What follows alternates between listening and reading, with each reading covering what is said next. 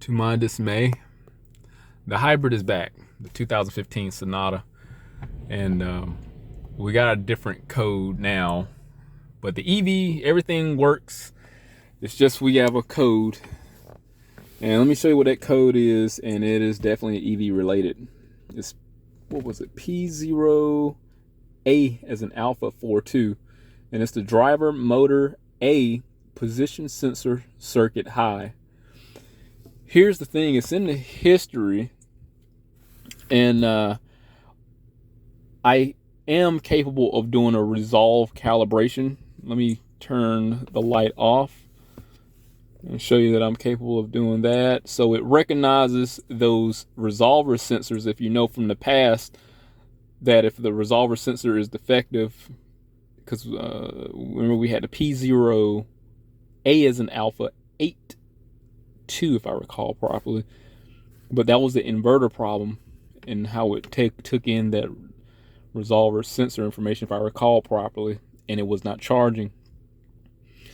So in this case, we have a resolver circuit fault.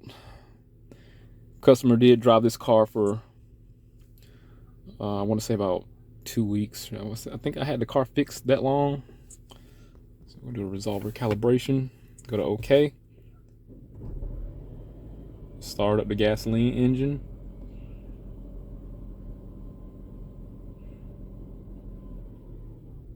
And it completed it no problem.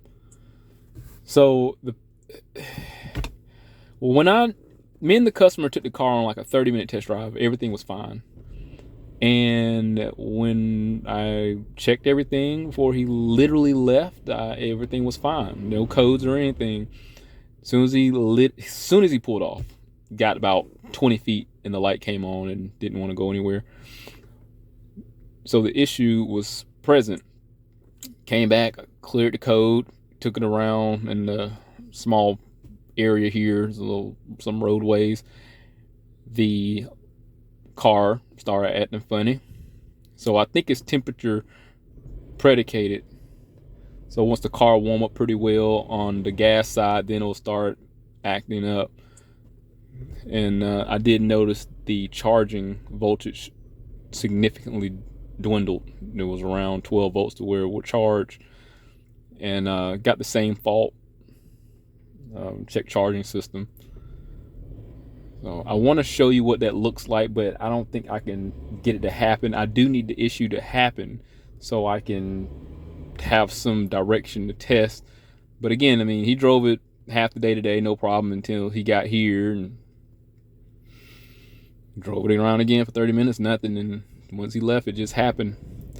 If I can't get it to do it, then what I'll do, I found a service bulletin from Kia. I want to say it was Kia Hyundai. I found it on Google. Unfortunately, Identifix doesn't provide any case studies. As old as this car is, I mean, I'd imagine somebody has had this issue. So to provide no case studies, no tips or anything, it just provided some operation and description of the component of the code and testing procedures. So that's all I got. I don't have any. That's kind of my gripe with Identifix. They don't provide a lot of feedback. Anyway, so let me see if I can get the code to happen, and if I can't, the only thing I can do is do a test with the TSB, which was test the resistance of the resolver sensors, and do a pin fitment test on the sub harness. The sub harness hopefully is the problem, because once the car get hot, things expand, and if plastic contracts and relax and expand and contract, then that's probably going to be our problem, especially if it's been warm lately. So give me a minute, see what I can do. All right, so I got it to do it now. I had to take it on a small drive. I didn't go no more than about 100 feet. There's our charging system. Let me rev the engine and see what happens.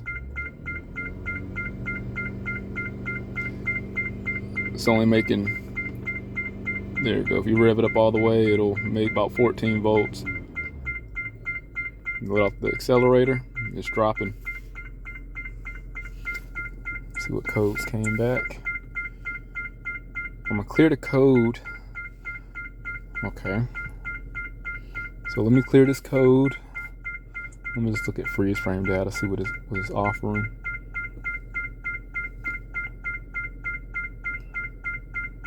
Estimated driver torque.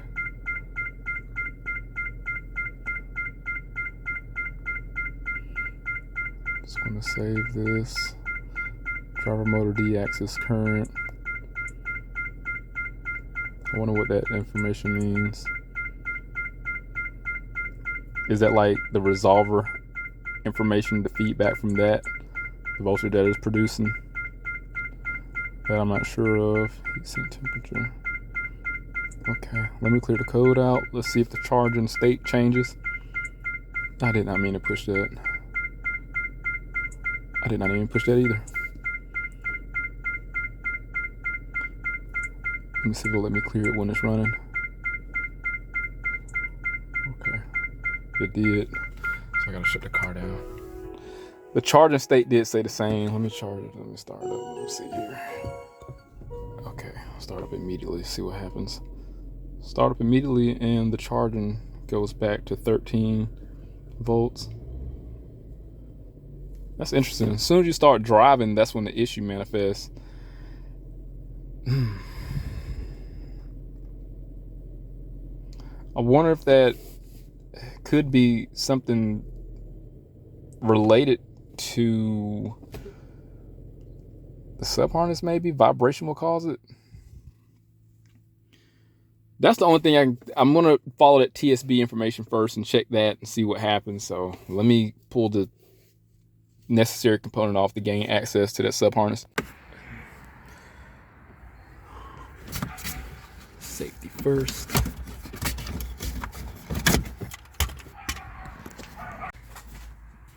I just pretty much took off the air duct. It's 10 millimeters. Pull off the hose here. Bolts down here for the air box. And I'm pulling off the intake hose. It'll come off of there. Should be able to, yeah, there you go. All of it was 10 millimeter. You got pretty good room here too. So here we are. The resolve sensor is going to reside in the back of the transmission like a crank sensor. As a matter of fact, let me show you what that will look like.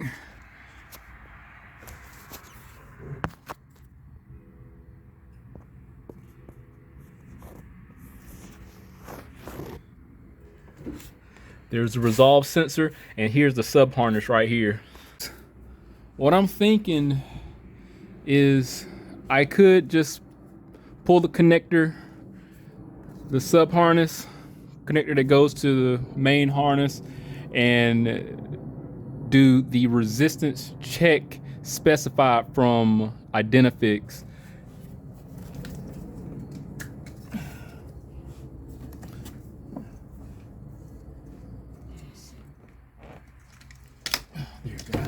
I didn't know it had those pinch style.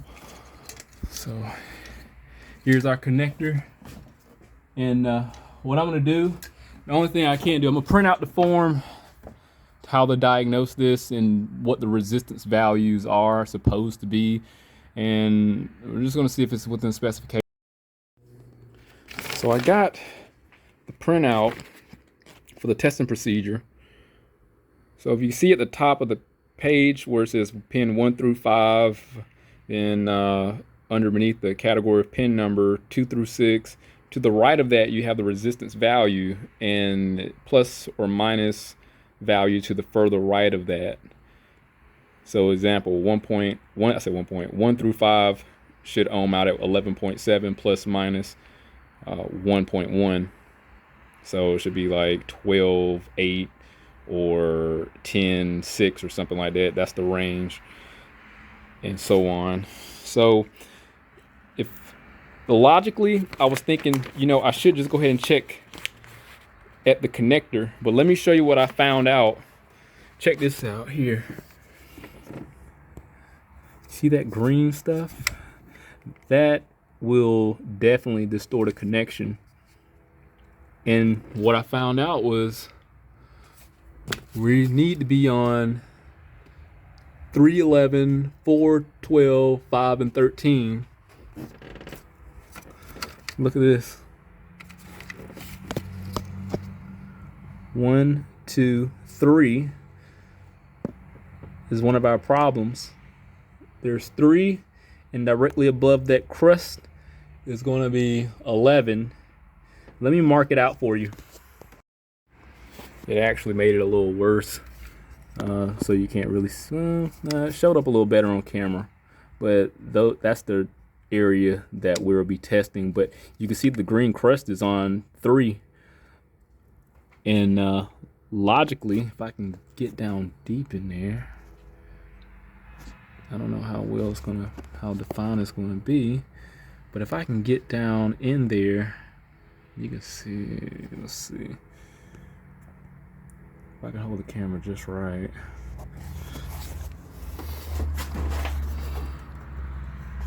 Yeah, if I hold it just right, you'll probably be able to see it pretty good. There we go. If I can get down in there, clean those pins up really good, that might fix our problem.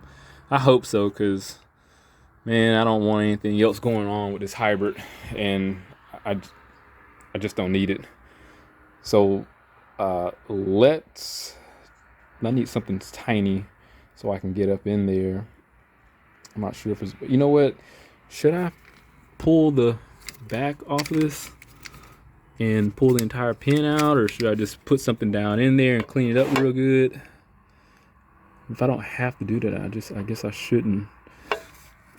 Let me figure out something. Just to go even further, let's check out the connector at the MCU.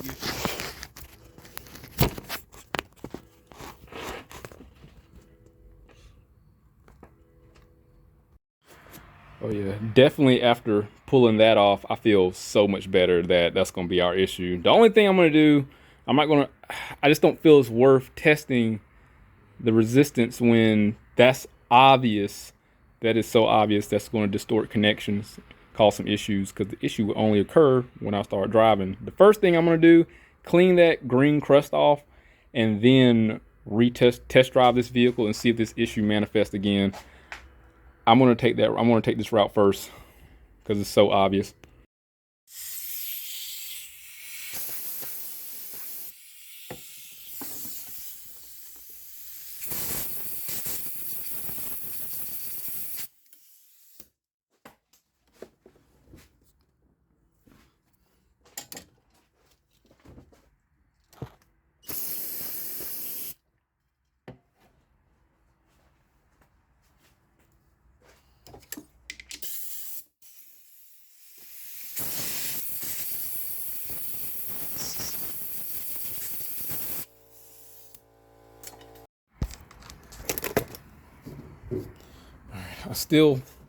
I tried some brake cleaner.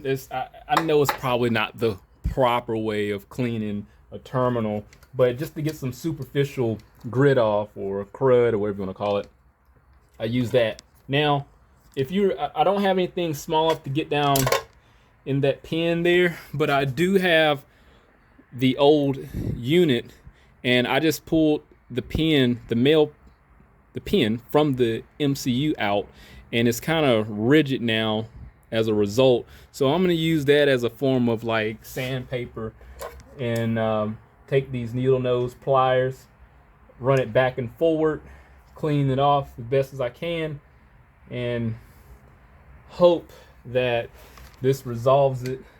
No pun. I think that's kind of like a pun. Resolver sensor. No, I think I can get away with that. Let's try this right here and see what happens. So here's 3.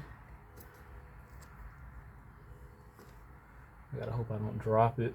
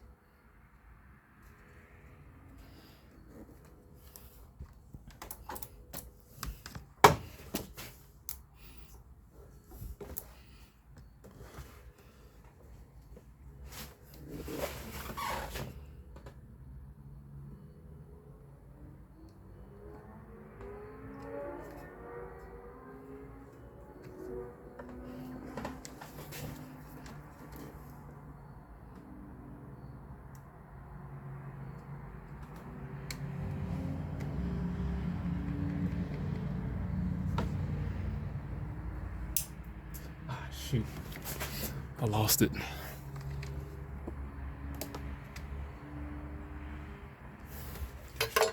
I had to screw around with it for a while to get it clean, and yeah, it's completely unconventional, but I use Freon and brake cleaner, and I have my reasons why I did it. It worked on car batteries.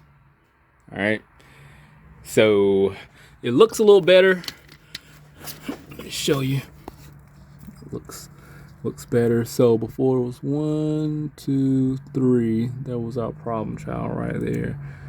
It does look a lot better inside those pins. Let me show you down here.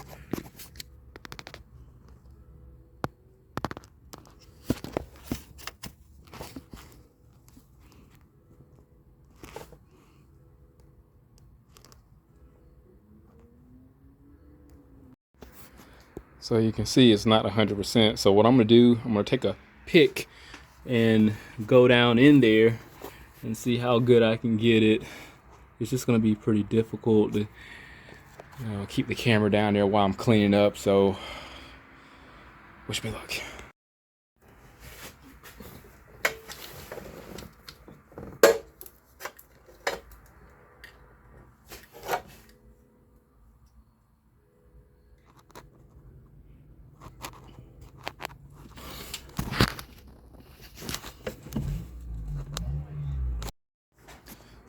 So I got the pins cleaned somewhat a little bit better.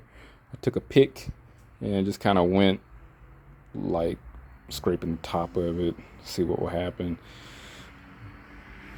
We're gonna find out.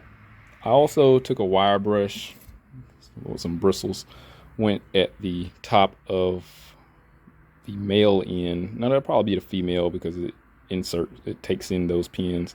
Just went back and forward inside the pins there. Hopefully it'll knock some of that crust off. I have a little bit of dielectric grease here.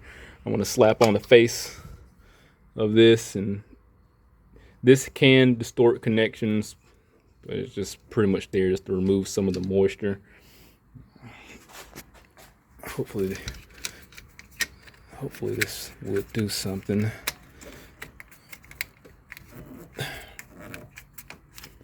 Okay.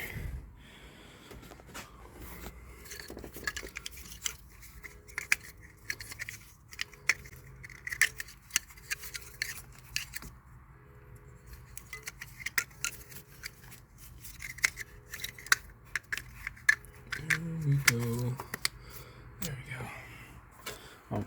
I can leave the air box off because it doesn't have a mass airflow sensor. I can just drive it out the filter just in case I have to go back in it. Let me take it on test drive. All right, I'm gonna reset the trip. And let's see if I can do this. Yep, there we go. Just to prove that I've test driven the vehicle. Cleared all the codes out, so we're good. No check engine light.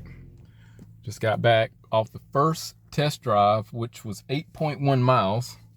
What I'm gonna do, I feel a little bit comfortable now, so I can take it on the highway, get about 30 miles on here, and we'll come back after 30 miles, see what it looks like, just to make sure there's no codes present. Yeah, I think we're good. I think that was our problem. I need to go into the motor control unit. Where's that? There we go, MCU. That's where the code is going to be. Nope, no codes. Okay, let me put the air box and stuff back on, put some air pressure in here, and we'll be back in 22 miles. All right, just got back off the test drive. If I can focus, wound up going 28.5 miles. No more issues. Let me go back here. As far as that light for the ABS, not ABS, but the tire pressure, wound up having like a slow frequency, so it's going to actually need a sensor based off of what I experienced when I get like a rotational frequency issue. I'm going to show you there's no codes in the MCU, motor control unit. We're fine, man. We are good to go. So I'm glad I wound up going directly to the connector at the PCM, because I was definitely just going to go straight to the sub harness, and possibly, you know, load test that and waste a lot of time. But luckily, I got lucky. I got lucky, and you know, I'm like, what are the odds of it being something related to TSB? It wasn't, and it wound up being the crusty connection causing all that commotion. And I got to thinking as I was driving, like, what if the old unit was that? What if that was the problem originally? And then I'm like, no, logically no, because we had CAN codes with one, and we had the same issue after removing and installing the connector, and we put this one in and it worked. We put 3 units in there and they all had their own issues, but put this one in here and it worked perfectly fine. So I know more than what I want to know about this car, but I guess as time progresses, I'm going to have a lot more complex problems. Just don't, you know, just don't overlook small things, because just like this case, I was definitely going to, and I was probably going to waste a lot of time, and this only took 30 to 40 minutes. We're good. But hey, but anything happen, you know, I'm pretty good at updating. But hit that link, subscribe to the channel, stay informed, how to originals my work. See you on the next one.